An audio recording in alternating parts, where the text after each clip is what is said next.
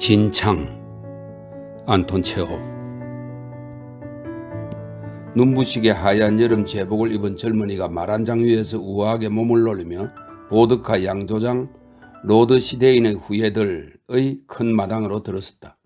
뜨거운 태양은 육군 중위의 옷깃에 달린 별들과 자작나무 흰 줄기 그리고 양조장 마당 여기저기에 흩어진 유리 조각 더미 위에서 나른한 미소를 짓고 있었다. 보이는 모든 것이 밝고 건강한 여름날의 아름다움으로 충만해 있었다. 그 무엇도 물기 머금은 작은 초록잎들이 기분 좋게 몸을 흔들며 맑고 파란 하늘과 눈짓을 주고받는 것을 방해하지 못했다.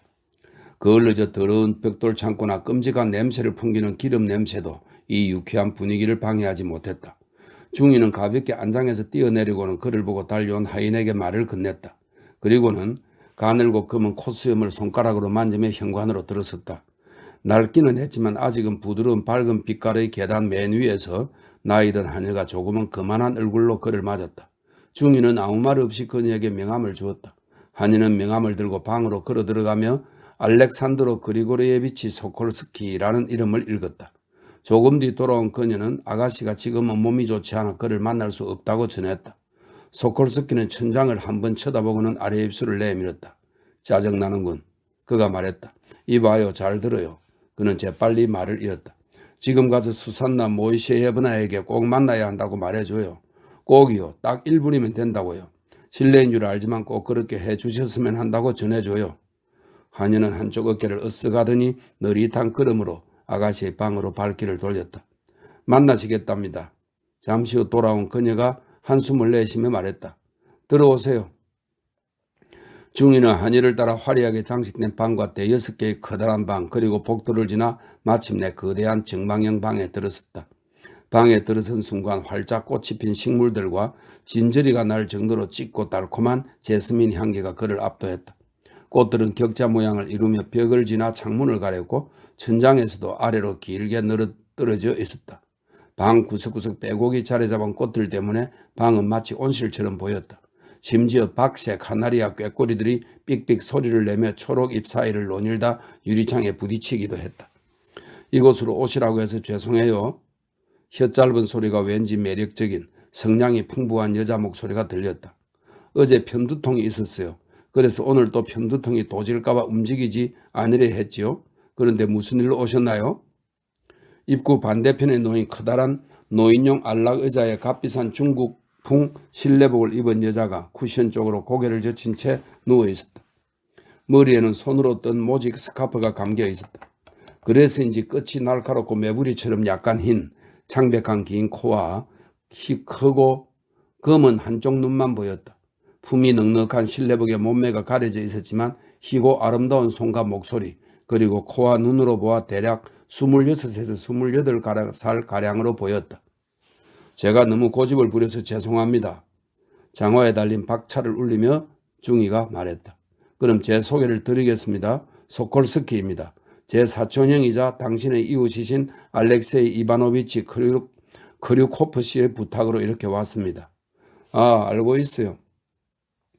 수산나 모이셰예브나가 그의 말을 자르며 말했다.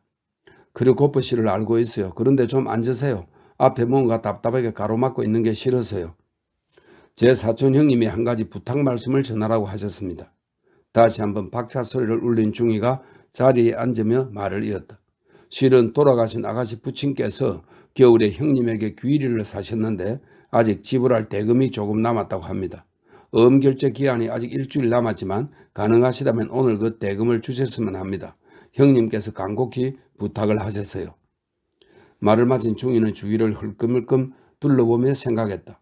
혹시 내가 침실에 들어온 건가? 식물들이 빽빽한 것도 모자라 위로 휘감긴 방 한쪽 구석에는 꼭 장내용 덮개처럼 보이는 장밋빛 휘장 아래 아직 정리하지 않아 꾸깃꾸깃한 침구가 깔린 침대가 보였다. 그리고 바로 옆 2개의 안락의자 위에는 엉망으로 구겨진 드레스들이 산더미처럼 쌓여 있었고 꾸깃꾸깃한 레이스와 주름 장식이 달린 옷자락과 소매가 양탄자 위에 늘어져 있었다. 양탄자 위에는 꼬아 만든 끈, 꽁초 몇 개, 캐러멜 껍질들이 마치 점처럼 여기저기 널려 있었다. 그리고 침대 아래에는 뭉툭한 것부터 뾰족한 것에 이르기까지 여러 종류의 구두 코가 보였다.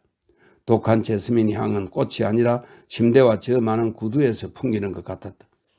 음이 얼마짜리죠? 수산나 모이셰 예브나가 물었다. 2300루블짜리입니다. 아, 그렇군요. 유대인 여자가 크고 검은 다른 한쪽 눈을 드러내며 말했다. 당신은 그걸 조금이라고 하시네요.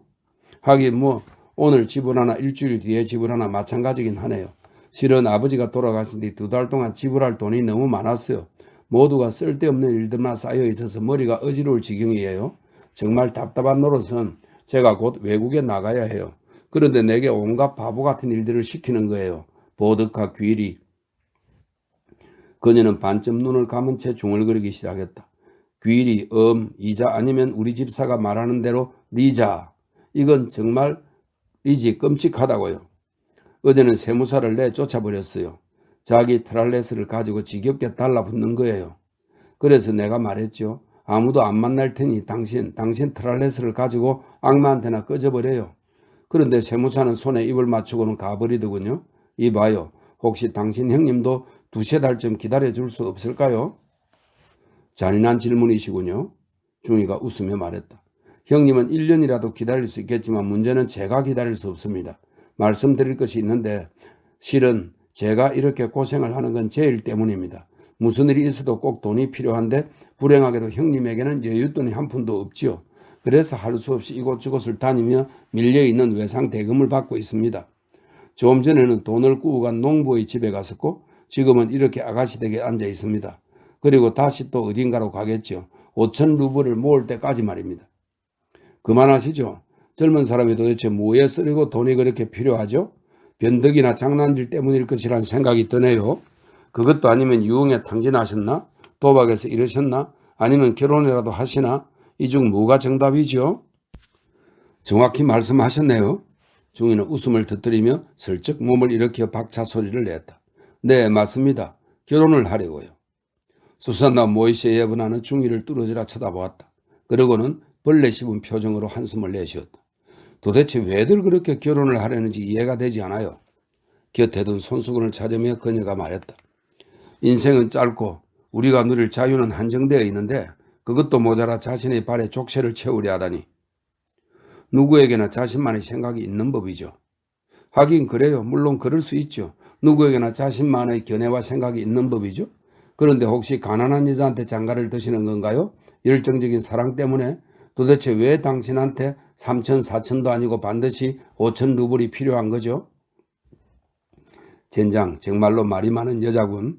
중이는 그렇게 생각하며 대답했다. 상황은 이렇습니다. 법에 따르면 장교는 28 이전에는 결혼을 할 수 없습니다. 결혼을 하고 싶으면 장교직을 내놓든가 5,000루블을 예치해 두어야 합니다. 아, 그렇군요. 방금 누구나 나름의 견해가 있는 법이라고 하셨죠? 모르긴 몰라도 신부감이 무척 특별하고 아름다운 분이신가 봐요. 하지만 제 생각은 정신이 제대로 박힌 남자가 어떻게 여자와 함께 살 수 있는지 정말 이해가 안 되거든요. 아무리 생각해도 이해가 안 돼요. 하나님 은총으로 벌써 27년이나 살고 있지만요. 정말이지 평생 동안 괜찮은 여자를 못 봤어요.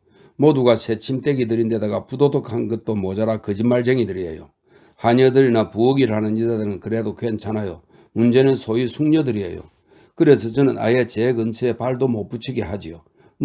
다행히 그 여자들도 저를 싫어해서 저한테 오지 않아요. 돈이 필요하면 남편을 보내지 절대 스스로 오는 법이 없죠.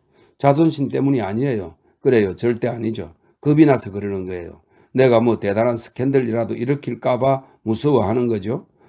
전 그 여자들이 왜 그렇게 절 미워하는지 그 이유를 잘 알고 있어요. 아주 잘 알죠. 전 그 여자들이 젖먹던 힘까지 다해서 하나님과 사람들에게 숨기려는 걸 아무 거리낌 없이 솔직하게 드러내니까요. 그러니 어떻게 절 미워하지 않을 수 있겠어요? 아마 당신한테도 제 흉을 봤을 거예요. 하지만 전 최근에 이곳에 왔기 때문에. 왜 이러실까? 당신 눈을 보면 알 수 있어요. 당신 형수가 당신을 배웅하면서 아무 말도 하지 않았겠어요? 당신같이 젊은 사람을 이렇게 끔찍한 여자한테 보내면서 과연 조심하라고 안 했을까요? 절대 그럴 리 없죠. 하하하. 그럼 당신 형은요? 형은 아주 멋지더군요. 미남이시고. 낮 예배 시간에 몇 번 본 적이 있어요. 아니 왜 그렇게 보세요? 내가 이래봬도 교회는 열심히 나가요. 모두 같은 하나님을 믿으니까요. 교육받은 사람에게는 겉모습이 아니라 마음이 중요한 거죠. 그렇지 않은가요? 네, 물론 그렇죠. 중이가 미소를 지었다. 그래요. 내용이 중요하죠. 근데 형이랑은 전혀 안 닮으셨네요. 잘생기셨지만 형이 훨씬 더 멋지세요. 그러고 보니 전혀 닮지 않았어요. 당연하지요. 우린 친형제가 아니라 사촌 형제니까요. 아, 그렇군요. 그런데 오늘 꼭 돈이 필요하시다 말씀이시지요? 근데 하필이면 왜 오늘이죠? 제 휴가가 곧 끝납니다. 그렇군요. 뭐 어쩌겠어요. 수산나 모이세 예분아가 한숨을 내쉬었다. 돈은 드리죠. 방법이 없잖아요. 물론 나중에는 저를 욕하시겠죠. 그 점은 저도 알고 있답니다. 그리고 결혼을 해서 부부싸움을 할 때 이렇게 생각하시겠지요. 그 망할 놈의 유대년이 그때 그 돈을 안 줬더라면 난 여전히 새처럼 자유로울 텐데 하고요. 그런데 신부감은 예쁜가요? 네, 뭐 괜찮습니다. 어찌되었든 내세울 것이 전혀 없는 것보단 예쁘기라도 하면 다행이죠. 제 아무리 뛰어난 미모도 마누라의 무가치함을 보상해 줄 수는 없는 법이랍니다. 참 독특한 이야기군요. 중이가 웃음을 터뜨렸다. 본인도 여자면서 대단히 여성을 혐오하시는군요. 여자라. 수산다가 얼굴을 찡그리며 웃었다. 하나님이 제게 여자란 껍질을 입히신 게 제 죄일까요? 당신한테 수염이 있는 게 당신 죄라면 뭐 이것도 제 죄가 되겠죠. 바이올린은 자기 케이스를 선택할 권리가 없는 법이죠. 전 자신을 아주 사랑하지만 누군가가 제가 여자란 사실을 상기시키면 그때부터는 스스로를 정오하게 돼요. 자, 어찌되었든 이제 여기서 나가주세요. 옷을 갈아입어야 하니까요. 응접실에서 기다려주세요.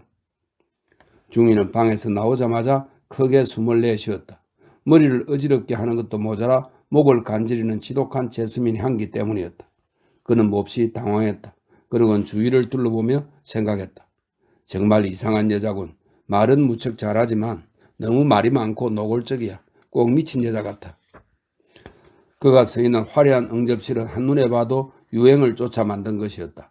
응접실에는 부조로 장식한 어두운 빛깔의 청동 쟁반, 탁자 위에 놓인 니스와 라인강 풍경화, 고풍스러운 촛대, 일본 풍조각상 등이 보였는데 사치와 유행을 지향한 이 의문스러운 욕구는 금도금을 한 커튼용 행복이나 알록달록한 벽지, 비로드가 많은 화려한 냅킨, 묵직한 액자에 담긴 조악한 크롬 석판화가 오히려 안목 없는 취향을 강조할 뿐이었다. 게다가 무엇인가 많은 것을 버려야 하는 상황에도 불구하고 여전히 무언가 부족한 것 같은 느낌과 과밀한 장식들이 끔찍한 몰 취향을 더욱 두드러지게 만들고 있었다. 한 번에 실내 장식을 한 것이 아니라 무엇인가 돈이 되거나 염가 판매 때 사되어 그때그때 부분적으로 꾸민 듯 했다. 사실 중이 자신도 볼 것 없는 취향을 가졌지만 그조차도 이 방의 실내 장식이 화려함이나 유행으로 결코 가릴 수 없는 매우 인상적인 한 가지 특징을 지니고 있음을 눈치챌 수 있었다. 그것은 방에서 느껴져야 하는 서정성과 안락함, 즉 안주인의 손길이 전혀 없다는 점이었다. 이것은 마치 역사나 클럽, 그것도 아니면 극장 로비처럼 차가운 공기가 느껴졌다. 야곱을 그린 커다란 그림 한 점을 제외한다면 이 방에는 유대적인 요소가 하나도 없었다. 중이는 주위를 둘러보며 어깨를 으쓱하고는 오늘 처음 본 이상한 여인과 그녀의 자유분방하면서도 특이한 말버릇을 생각했다. 바로 그 순간 문이 열렸다. 문 앞에는 허리를 꽉 쥐어는 길고 검은 드레스를 입은 마치 조각같이 날씬한 여인이 서 있었다. 아까와는 달리 이번에는 그녀의 눈과 코뿐 아니라 야위고 긴 얼굴, 양가죽처럼 곱슬거리는 검은 고수머리도 볼 수 있었다.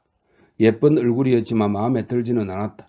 평소에 외국인의 외모에 대한 편견도 있었고 이 집 여주인의 검은 곱슬머리와 수많은 눈썹이 하얀 얼굴과는 어울리지 않는다고 생각했기 때문이다.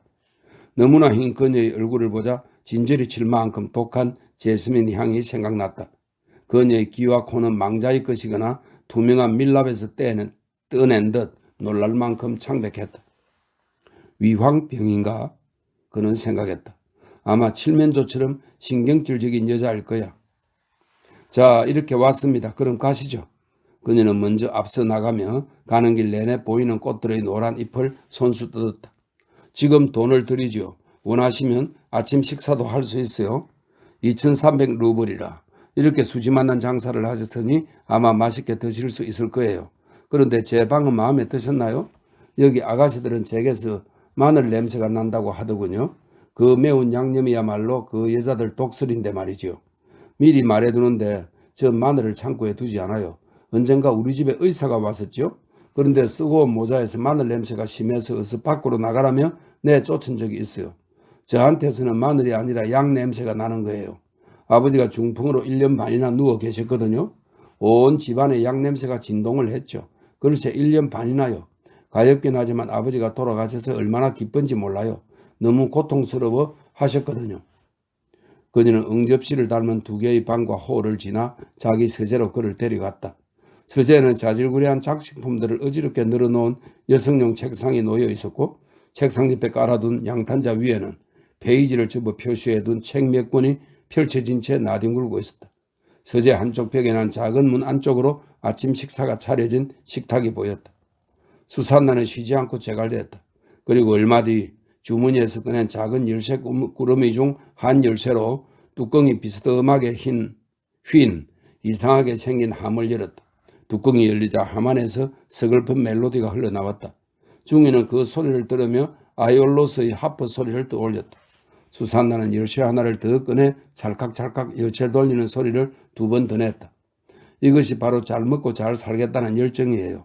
사실 돈을 열심히 저축하면서도 무엇을 위해서 저축하는지를 몰라요.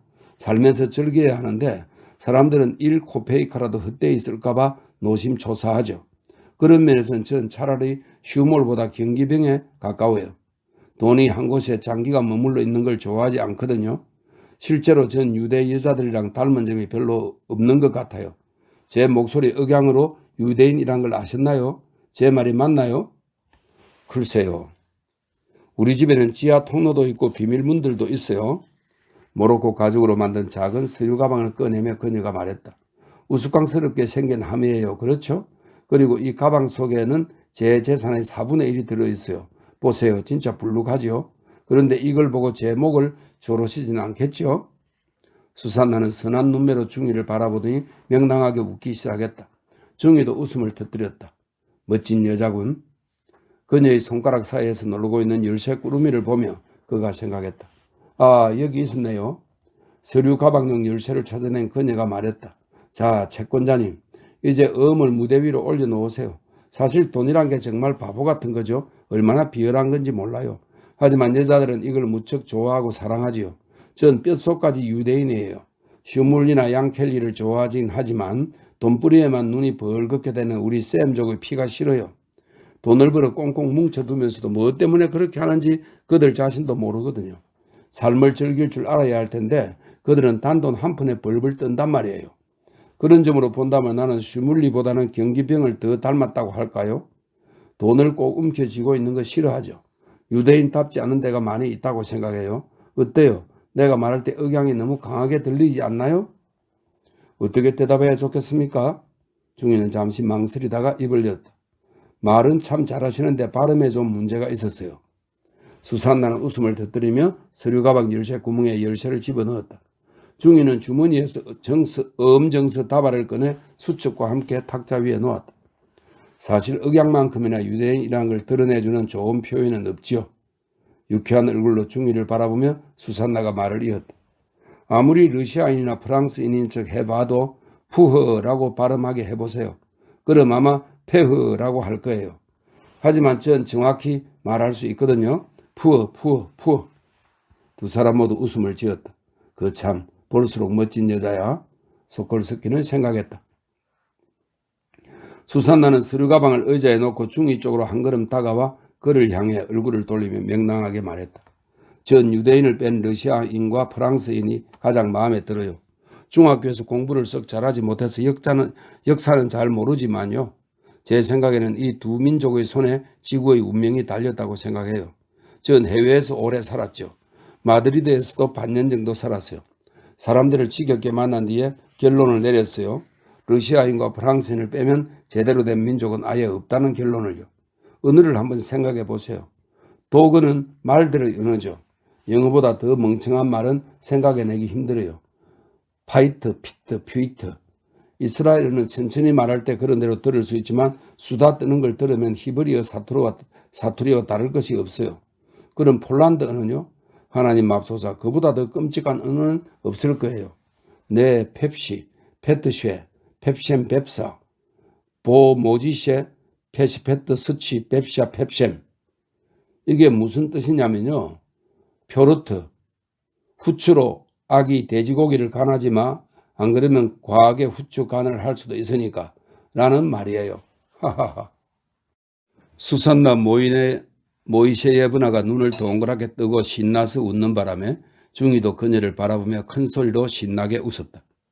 그녀는 손님의 단추를 붙잡고 말을 이었다. 물론 유대인들을 좋아하지 않으시겠죠.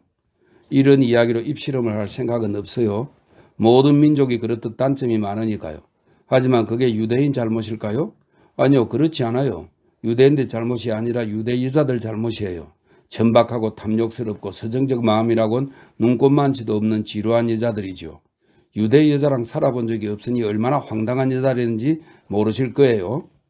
수산나 모세 예번하는 마지막 단어들을 유난히 길게 발음했는데 그 속에는 열정이나 웃음은 전혀 보이지 않았다.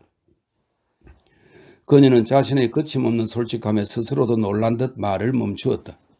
그러고는 얼굴이 갑자기 기괴하고 낯설게 일그러졌다.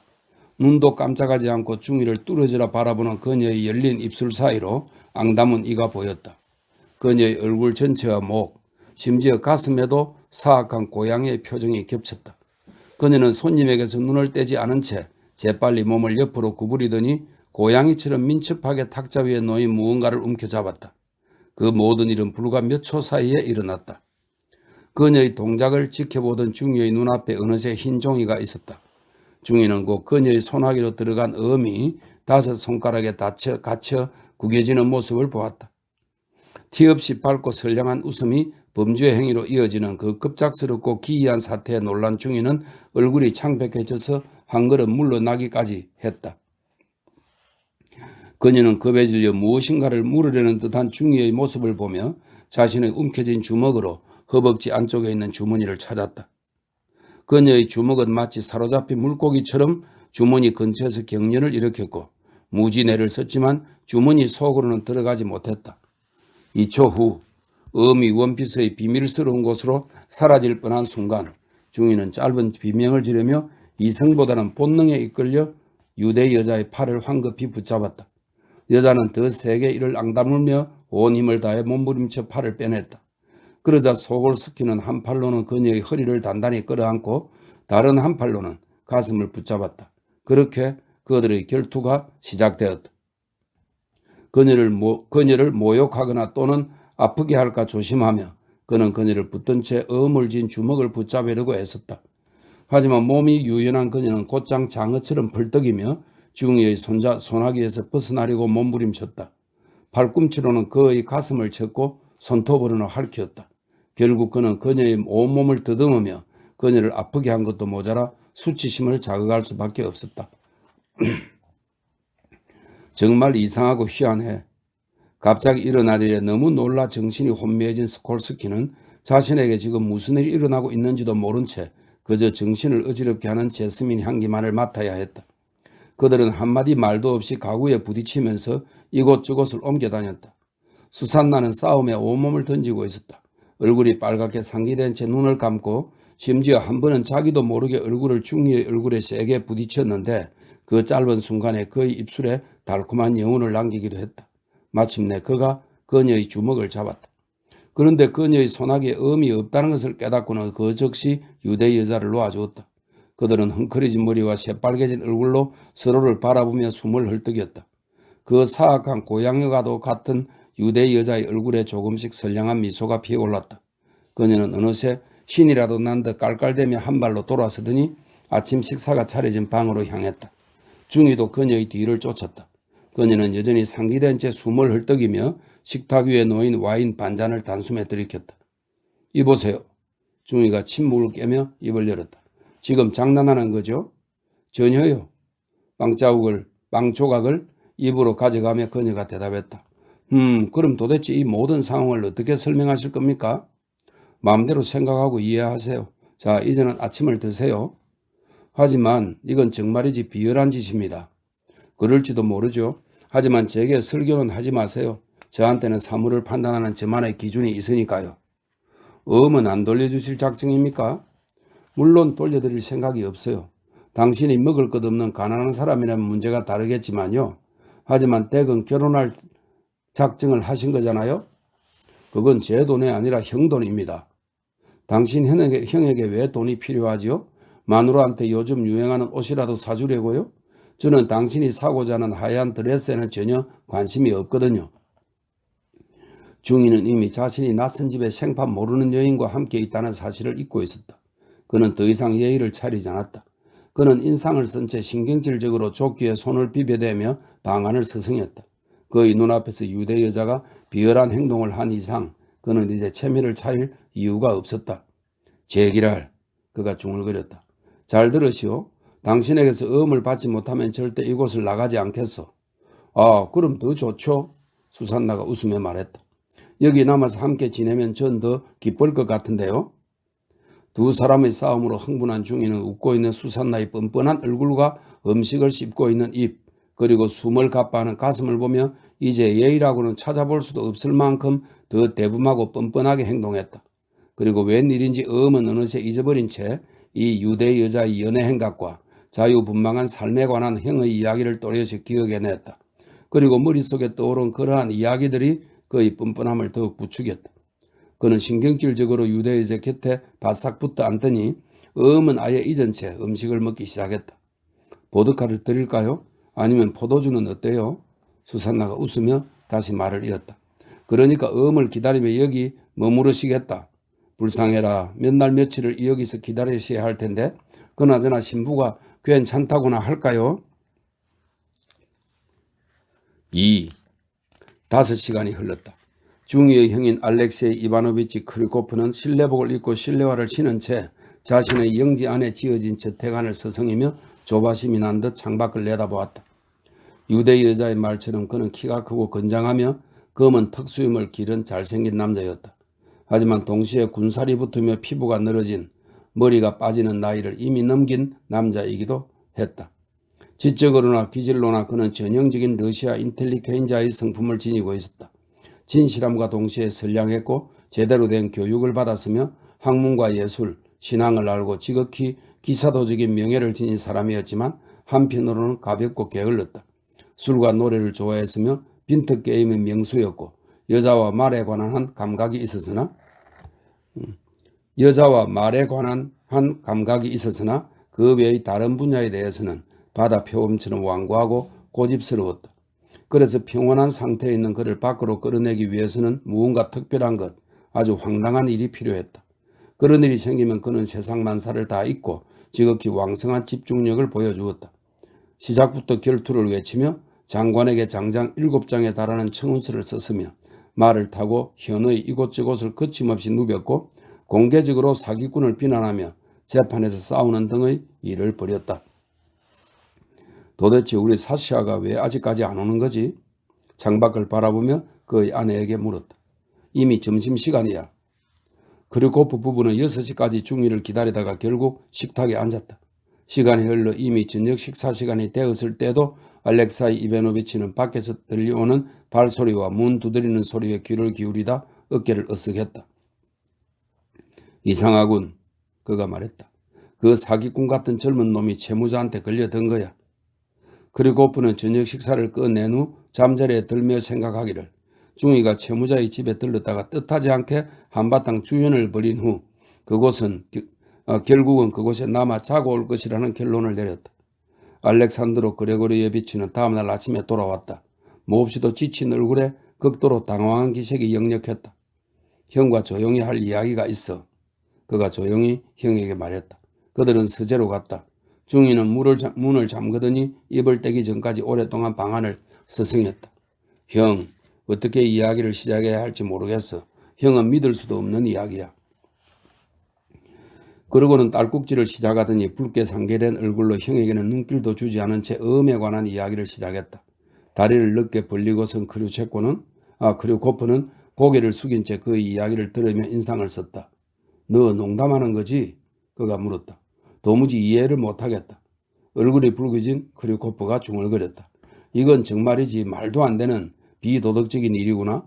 그 옆에 내가 너희 눈앞에서 그야말로 끔찍한 범죄 행위를 벌이고 비열한 짓거리를 하는데 너는 키스를 하자고 달라붙었다니. 하지만 나도 이해를 못하겠어. 어떻게 그런 일이 벌어졌는지. 중이는 미안한 듯 눈을 깜빡이며 작은 목소리로 중얼거렸다. 정말이야 나도 모르겠어. 태어나서 처음 그런 괴물을 봤어. 그 여자 말이지 아름다움이나 지성이 아니라 그걸 뭐라고 말해야 하나. 그러니까 뻔뻔함과 냉소주의로 사람을 휘어감는. 뻔뻔함과 냉소주의라? 그거 참 순수하구나. 그렇게 뻔뻔함과 냉소주의를 원하면 진탕에서 돼지를 잡아 생으로 먹으면 될 것 아닌가? 적어도 그렇게 하면 돈은 덜덜 되니까. 여하튼 이건 2300 루블짜리 일이라고. 표현 한번 우아하네. 중이가 인상을 쓰며 말했다. 그 2300 루블 내가 주면 되잖아. 주겠지. 알고 있어. 하지만 지금 이 문제가 돈 문제라고 생각하니? 돈이라면 악마에게나 지워버려. 날 질리게 하는 건 너놈의 무기력함과 나약함이야. 쓸모없는 소심함이라니. 그러고도 신랑이라고 게다가 신부도 있으셔. 그 이야기는 꺼내지 마. 중이의 얼굴이 붉어졌다. 내가 생각해도 끔찍하단 말이야. 지금 당장 땅속으로 숨어버리고 싶다고. 이제 5천 루블 때문에 숙모를 졸졸 따라다닐 생각만 하면 끔찍하고 열불이 나서.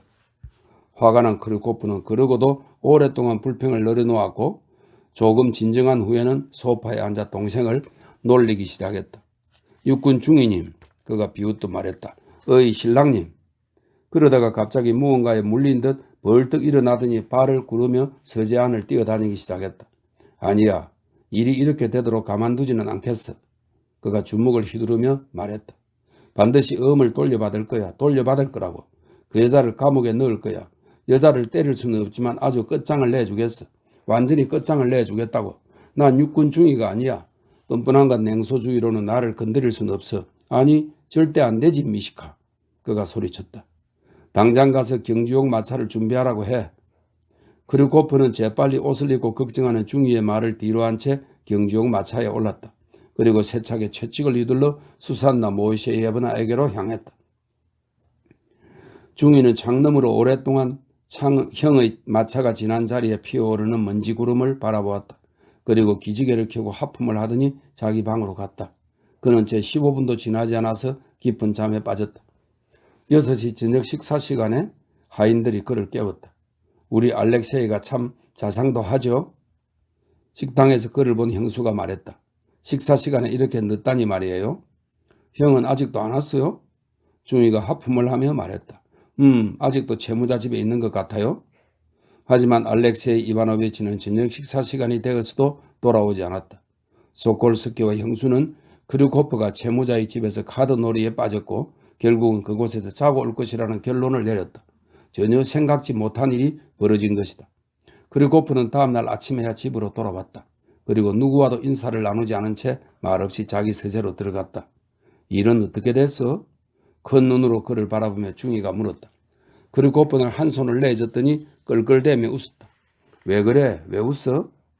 크리코프는 쓰러지듯 소파에 눕더니 쿠션에 머리를 박고 웃음을 참느라 온몸을 떨었다. 잠시 후 몸을 일으킨 그는 너무 웃어서 눈물이 고인 눈으로 놀란 중위를 바라보며 말했다. 문 좀 닫아봐. 아, 진짜 대단한 여자더구먼. 내가 이야기를 해주지. 그런데 엄은 받았어? 크리코프는 한 손을 내저으며 다시 끌끌대고 웃었다. 글쎄 정말 대단한 여편네야. 그가 말을 이었다. 어이 동생, 좋은 사람을 소개해줘서 고마워. 그야말로 치마를 두른 악마가 따로 없더군. 그러니까 말이지 난 주피터 같은 모습으로 그 여자 집안으로 들어섰어. 내가 봐도 무서운 그런 모습으로 말이야. 인상을 쓰고 쳐들어가서는 겁을 주려고 주먹도 움켜쥐었단 말씀이야? 아가씨 미리 말씀드리는데 나한테는 농담 따윈 안 통합니다. 뭐 그런 말을 늘어놓으면서 말이야. 그리고 법원에 끌고 갈 거다. 시장한테 고발하겠다고 위협했지. 그 여자는 처음엔 울음을 터뜨리며 너랑은 그냥 농담을 한 거라고 말하더군. 그러면서 돈을 돌려주겠다며 날 서랍장 쪽으로 데려갔어. 그런데 갑자기 유럽의 미래가 러시아인과 프랑스인의 손에 달렸다는 걸 증명하기 시작한다는 거야. 그러고 나서는 여자들을 싸잡아 욕하더군. 나도 너처럼 넋이 나가서 들었어. 마치 미련한 당나귀처럼 말이야. 그러고는 내 아름다움에 대해서 송사를 읊더니 내가 얼마나 강한지 보겠다며 어깨를 슬슬 만지는 거야. 그러고는 보다시피 지금에야 그 여자한테서 도망쳐 나왔어. 하하하. 그 여자가 널 아주 좋아하더군. 훌륭하군. 중이가 웃음을 터뜨렸다. 그것도 존경받는 기혼자가 말이야. 그때 창피하고 끔찍하지. 근데 형, 농담이 아니고 형 내 현에 정말이지 진짜 타라마 황녀가 둥지를 튼 거야. 우리 현에 아마 러시아 전체를 뒤져도 그런 카멜레온 같은 여자는 찾아보기 힘들걸. 머리 털라고 지금까지 그런 여자는 본 적이 없어. 내가 이 분야에서는 전문가 아니냐. 이미 수많은 마녀들과 살고 있다고 생각했는데 알고 보니 어린 반푼 없이도 없는 생각이었어. 정말 뻔뻔함과 냉소주의로 사람을 사로잡더군. 그 여자에게는 사람을 끌어당기는 그 무언가가 있단 말이지. 생각지도 못한 반전, 넘쳐나는 새끼, 그리고 그 저주받을 저돌성은 정말이지. 휴, 엄은 이미 날려버렸어. 사라진 거라고 치자. 너나 나나 위대한 범죄자들이니 죄도 반으로 나누자. 이놈이 갚을 돈은 2300루블이 아니야. 그 반이야. 참, 마누라한텐 채무자한테 갔다 왔단 말은 비밀이다. 크리코프와 중이는 쿠션에 머리를 박고는 낄낄대며 웃기 시작했다. 머리를 들어 서로를 바라보다가는 다시 쿠션에 머리를 박았다. 신랑님, 중이님, 크리코프가 놀렸다. 지아비여, 존경받는 이 집의 훌륭한 가장이시여. 소콜스키가 대답했다.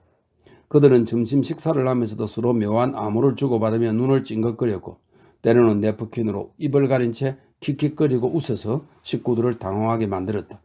식사 후에도 여전히 기분이 좋아서 아이들을 위해 더 긴 옷을 차려입고 총을 든 채 서로를 쫓으며 전쟁놀이를 했다. 그리고 저녁이 되자 오랫동안 논쟁을 벌였다.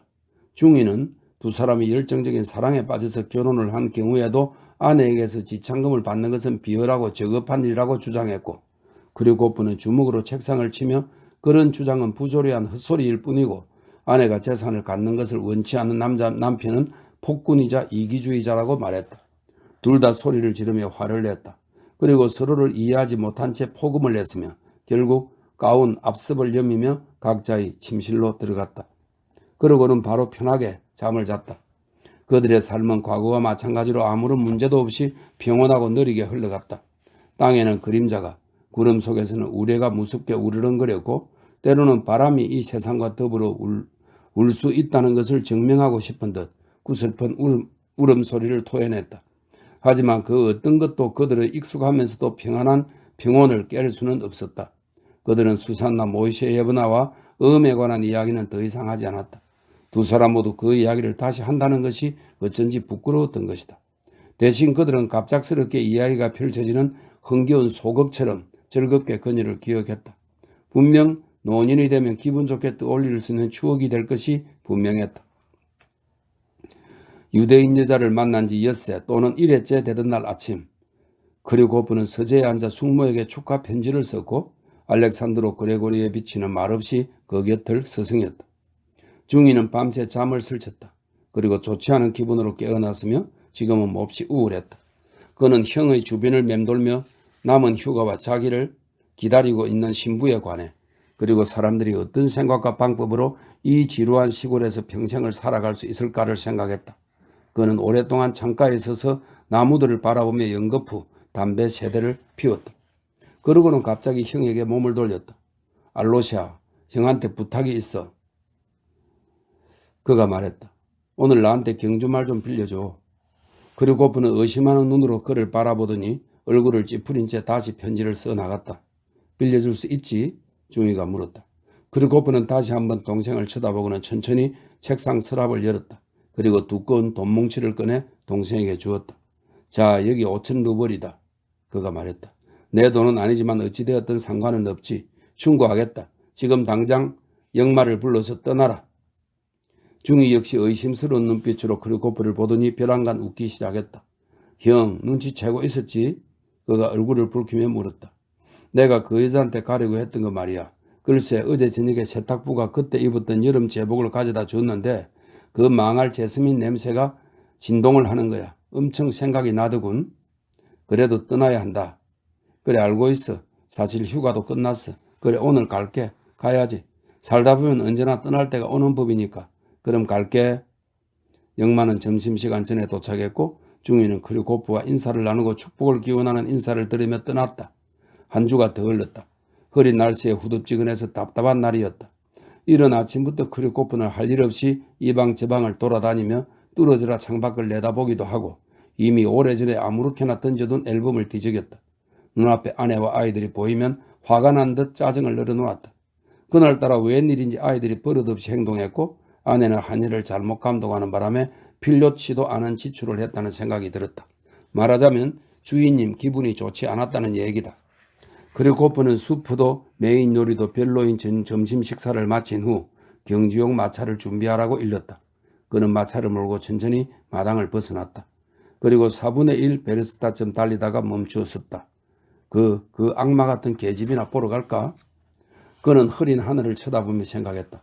그러고는 마치 오늘 처음 스스로에게 그 물음을 던진 것처럼 만족하며 싱긋 웃기까지 했다. 짓눌러져 있던 권태는 순식간에 사라지고 무료하던 눈빛은 만족감으로 빛났다. 그는 채찍을 휘둘렀다. 그는 마차를 몰고 가면서 내내 유대인 여자가 자신의 방문에 놀라워하는 모습, 그녀와 이야기를 나누고 기분이 좋아져서 집으로 돌아오는 자신의 모습을 상상했다. 그래, 한 달에 한 번은 일을 만들어서라도 바람을 좀 쐬어야 해. 무언가 특별한 일을 하는 거지. 그는 생각했다. 정체되고 무딘 몸에 무언가 건전한 자극이나 반응을 줄 수 있으면 좋잖아. 술도 좋고 수산화도 좋지. 그런 게 없이 살 수는 없으니까. 그가 양조 공장 마당에 들어섰을 때는 이미 해가 지고 있었다. 주인집의 열린 창에서는 웃음소리와 노랫소리가 흘러나왔다. 번개보다 선명하게 불꽃보다 뜨겁게 누군가 힘차고 우렁찬 목소리로 노래했다. 이런 손님이 있었군. 크리코프는 생각했다. 그러고는 순간 그녀의 집에 손님이 있다는 사실이 불쾌해졌다. 그냥 돌아갈까? 초인종에 손을 대며 그가 생각했다. 하지만 결국 배를 누린 그는 익숙한 계단을 올라가 현관에서 응접실을 살펴보았다. 그곳에는 남자 5명이 앉아 있었는데 모두가 얼굴을 아는 지주와 관리들이었다. 그중 키가 크고 마른 사람이 긴 손가락으로 피아노 건반을 두드리며 노래를 부르고 있었다.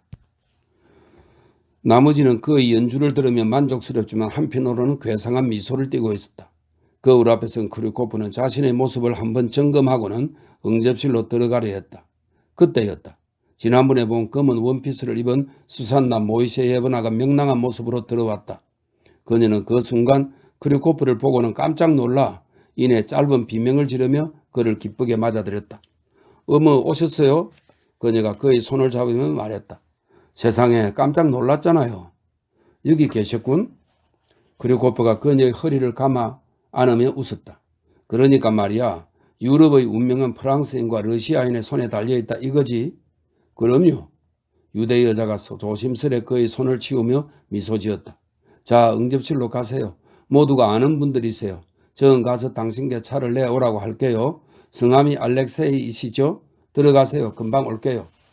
그녀는 이전과 같은 독하고 달콤한 제스민 향을 남긴 채 손짓을 하며 현관으로 뛰어나갔다. 크리코프는 고개를 들고 응접실로 들어갔다. 그전부터 알고 지내던 응접실에 앉아있는 사람들에게는 살짝 목례만 했다. 그들 역시 건성으로 그에게 인사했다. 마치 만나지 말아야 할, 그러니까 점잖지 못한 곳에서 만나 불편하니 차라리 서로를 모른 척하기로 약속이라도 한 듯 보였다. 그는 응접실과 거실을 거쳐 또 다른 거실로 들어갔다. 가는 길에 아는 손님을 서너 명 만났지만 그는 그를 알아보지는 못했다. 그들은 술에 취해 기분이 좋아 보였다. 알렉세이 이바노비치는 그들을 힐끔 쳐다보고는 훌륭한 가정이 있고 사람들의 존경을 받으며 살고 있는 사람들이 어떻게 이토록 저급한 즐거움에 취해 스스로를 깎아내릴 수 있는지 의아했다. 그는 어깨를 한번 으쓱하고는 미소를 지으며 발길을 재촉했다. 하긴 정신이 똑바로 달린 사람은 시시하지만 취한 사람의 영혼은 기뻐 노래하는 방이 있는 법이지. 그는 생각했다. 실은 나도 오페라 가수들이나 집시들을 맨정신으로 찾은 적은 한 번도 없지. 술은 사람을 부드럽게 만들고 죄와도 화해하게 만드니까. 그런데 갑자기 그가 멈춰 섰다. 마치 유령이라도 본 듯 멈춰 서서는 양손으로 문설주를 휘어잡았다. 수산나의 서재 책상 앞에는 알렉산드로 그레고리에비치 중위가 앉아 있었다. 그는 몸이 뚱뚱하고 얼굴이 푸석한 유대인과 은밀히 이야기를 나누다가 형을 보고는 얼굴이 빨개져서 앨범 쪽으로 황급히 눈길을 돌렸다. 크리코프는 피가 머리로 솟구치는 것만 같았다. 어리석게 처신한 자신의 행동과 말이 너무나도 부끄러웠던 것이다. 그는 너무 놀라서 정신을 차리지도 못한 채 말없이 책상 옆을 지나갔다. 소콜스키는 더 낮게 고개를 숙였다. 그의 얼굴은 수치스러운 듯 험하게 일그러졌다. 아, 알로자 형. 그는 힘들게 미소를 지으며 말했다. 작별 인사를 하려고 들렀어. 그런데 그만 이렇게 되었네. 하지만 내일은 꼭 떠날 거야. 내가 저놈에게 이제와 무슨 말을 할 수 있겠나? 무슨 말을 할 수 있겠냐고. 알렉세이 이바노비치는 생각했다. 떠나라고 말한 나도 이곳에 와 있는 주제에 내가 어찌 저놈을 나무랄 수 있단 말인가. 그는 헛기침을 하고는 한마디 말도 없이 천천히 방을 나섰다. 그녀를 천상의 여인이라 부르지 말고 이 땅에서 그녀를 앗아가지 마오. 다시 응접실에서는 낮은 목소리로 부르는 노래소리가 흘러나왔다. 잠시 뒤 크리코프의 경주용 마차는 먼지가 날리는 길 위를 달리고 있었다.